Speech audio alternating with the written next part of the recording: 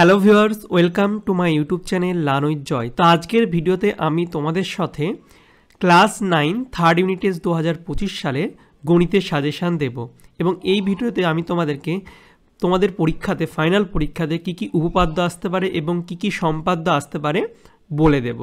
First এবং second unit টেস্টে তোমাদের যা বলেছিলাম সেগুলো এসেছে, থার্ড ইউনিট টেস্টেও সেম হবে, এর কোনো ব্যতিক্রম হবে না, যেগুলো বলবো সেগুলোই আসবে।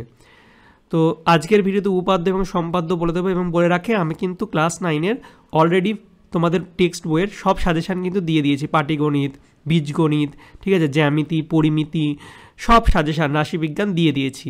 সেই ভিডিও তোমরা না দেখে থাকলে ডিসক্রিপশন বক্সে লিঙ্ক দিয়ে দেবো, দেখে নেবে। তো দেখে নাও একটা তোমাদের কী কী উপাদ্য আসবে। তো এবছর তোমাদের যে উপপাদ্যটা সব স্কুলেই দিতে পারে সেটা হচ্ছে উপপাদ্য 30, ত্রিভুজের মধ্যমা 3টি সমবিন্দু।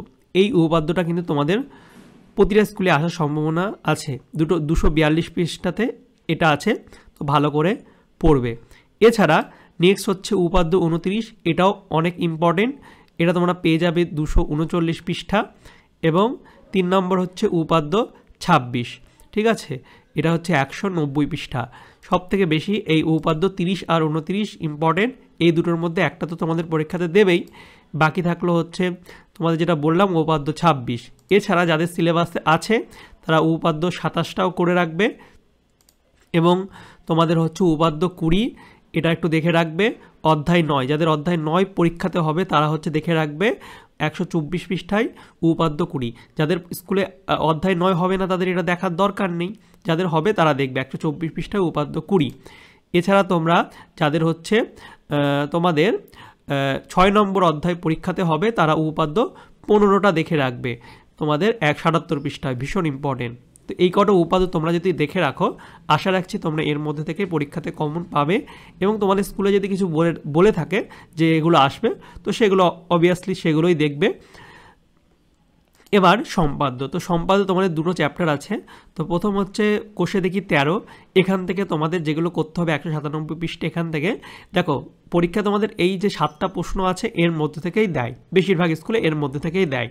তো এর মধ্যে থেকে ওই 5, 6, 7 এই কটা হচ্ছে বেশি ইম্পর্টেন্ট, এগুলোই কিন্তু বেশি বেশি দিয়ে থাকে। এছাড়া তোমরা 2 আর 4-এরটা একটু প্র্যাকটিস করে রাখতে পারো, কিন্তু এই 5, 6, 7 বেশি ইম্পর্টেন্ট। মানে 5-এরটা বেশি দেয় পরীক্ষাতে, জাস্ট এখানে সংখ্যাটা অনেক সময় চেঞ্জ করে দেয়, 6.5 সেমি আছে, অনেক সময় 6 সেমি করে দেয়। তো ভালো করে এই কটা একটু দেখে রেখো। এবং কোষে দেখি 14, এখান থেকেও 201 পৃষ্ঠা, এখান থেকেও তোমাদের অনেক প্রশ্ন দেয়।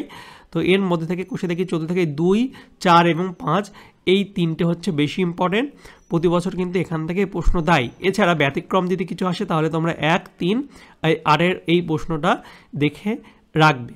আর তোমাদের স্কুলে যদি কিছু বলে থাকে তো অবভিয়াসলি এর সাথে সাথে সেগুলোই দেখে নেবে। ফার্স্ট স্কুলে যেটা বলবে সেটা দেখবে, আর যাদের স্কুলে কিছু বলেনি তারা আমার এগুলোই ফলো করবে, দেখবে এর মধ্যে কমন পাবে।